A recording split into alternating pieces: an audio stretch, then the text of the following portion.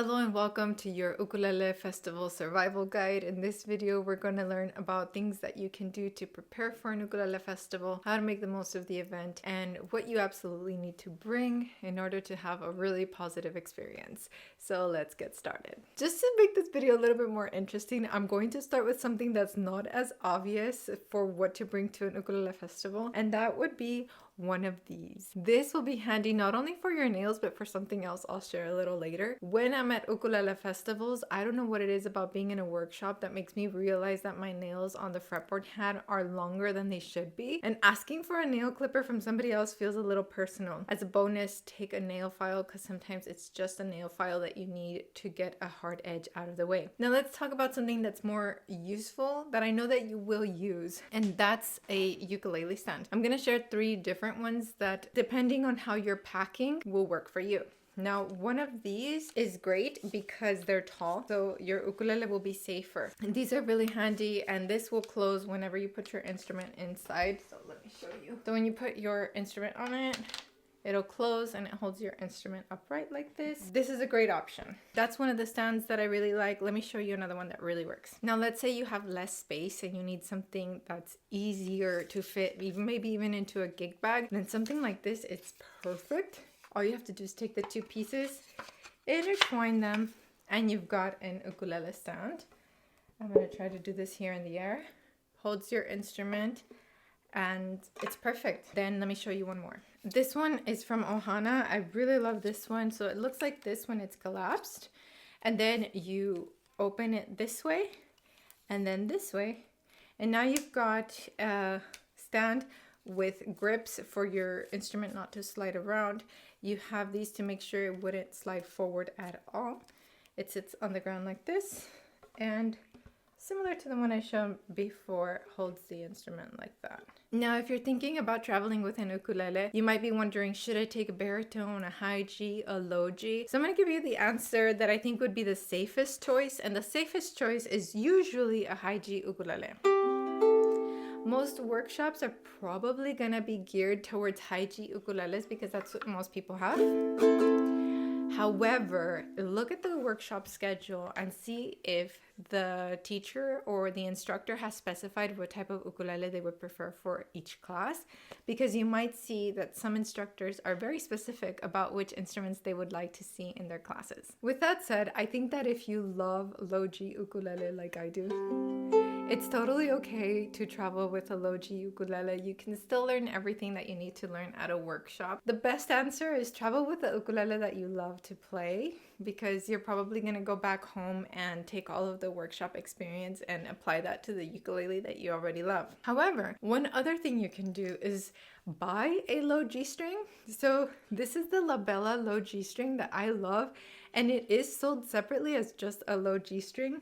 Remember I told you that the nail clippers can be used for something else? So if you're comfortable changing your own strings, I love using nail clippers when it comes time to cut the strings on both ends, because I love that they have that little curve that allows me to reach further for clipping the strings. You might also need a string winder if you plan on changing the strings at the event. This one does not belong to me. I accidentally kept it from Maritza, someone who attended my Uke Fest, so I gotta ship this back to you. Now, some of the more obvious things that you should travel with if you are traveling with your ukulele, it's to have a nice case. And by nice case, I mean something that is either a gig bag with straps that you can carry, or a hard case that you know if somebody stepped on your instrument or threw stuff on it, you'd be safe. I'm gonna show my case, but I have all of my little things on it, so give me just a second. Okay, this tweed case is beautiful. It looks so vintage.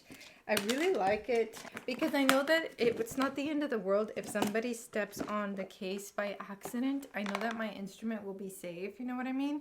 So having a hard case definitely pays off. And also while traveling, I have used one of these cross-strap cases. I really like this one because it comes with an actual long strap. I took this one off. I gave it to somebody. I have another one in my closet. But these come with a strap so you can carry it. These are airport safe, air travel safe. So I was lucky enough that in my last flight, I was able to bring my ukulele on board with me, but I knew that if it was going to be stored away in the bottom, this is airport or air travel safe, so it would be fine. I just don't like having my instrument out of sight. Also, another good thing to put in your case if you're traveling with your ukulele to a festival, an air tag. People have been known to use air tags on like their keys or a wallet, but I like putting some in my instruments because you can program the air tag to always tell you where that item is.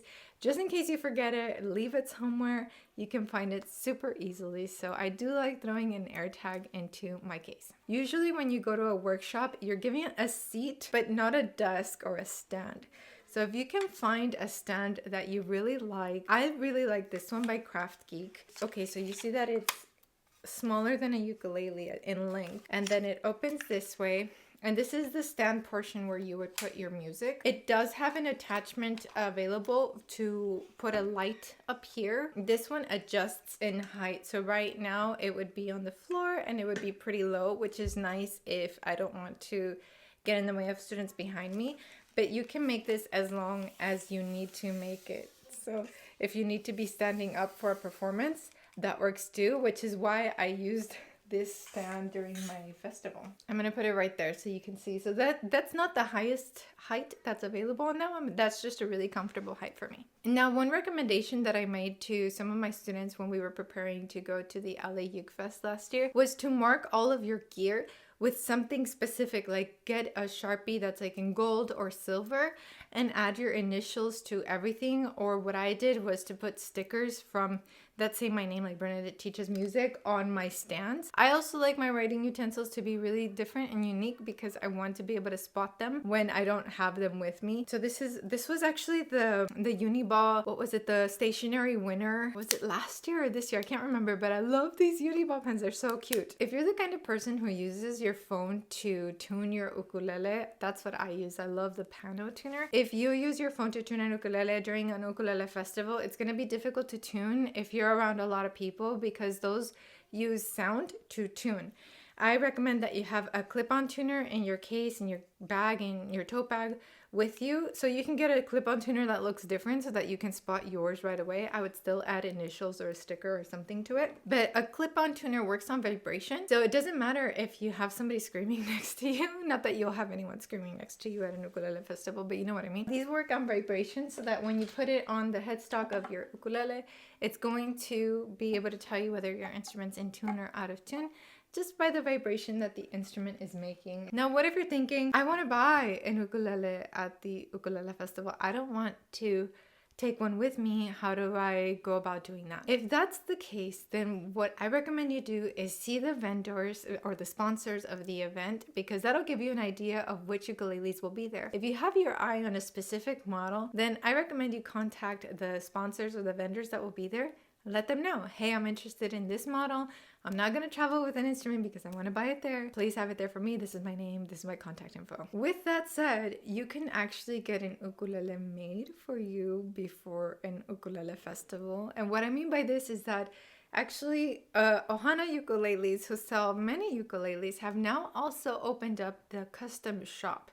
And custom shop means that they can make something that you want. Like if you have a vision of an ukulele, you want specific woods or decoration or strings or size or something, there's something in your heart that you want to have made, then you can give them a call. At the last ukulele festival, I was talking to the people at Ohana and they asked me, like, do you have a custom ukulele idea in your head? And I said, yeah, I love turquoise. I was wearing turquoise that day too. And I said, I love turquoise, but I never see it on ukuleles. I would love to have turquoise on an ukulele. They recommended koa wood, and they said it would look good against koa. So I took my earring off and we held it up against koa wood, and we were talking about how beautiful it would be to have turquoise on an instrument and to use it as fret markers and decoration. And so they came up with this, which is a koa instrument with some flowers as decoration, but also the turquoise. And it came out so beautifully. I really love it. I'm gonna leave their contact down below because I think it would be a totally unique ukulele experience. Now, if you would like to meet me in person and come to a ukulele festival where I'll be, the next place that I'll be performing, teaching at is the LA Ukulele Festival, Los Angeles Ukulele Festival. That's September 19, 20, and 21. On the 20th, I'll be teaching beginner workshops in the Makana Theater. This is actually a free portion of the event. So if you or someone you know wants to learn ukulele, wants to have a beginner workshop, we literally start at, okay, let's hold our instruments and let's play our first chords. So I'll be doing that on the 20th, and then the rest of the day I'll be at my booth just getting to know everybody. And then the second thing that I'll be doing is on Sunday, I'll be leading a jam session and play along workshop. So we'll just be playing through music. You'll receive the sheet music so that you can play along. So that's where things like having a stand or somewhere to put your music come in handy. Of course, somewhere to put your ukulele. So yeah, I'll add more information about the LA Uke Fest down below so that you can get your tickets. And then the next event that's happening after that, that's not happening until 2026, is Drum in the Desert. That's an event that I host. It's much smaller than the LA Uke Fest and it has a lot less artists. So if you want to do more bang for your buck, to see more artists all at once and something that's easier to get to, then that's the LA Uke Fest.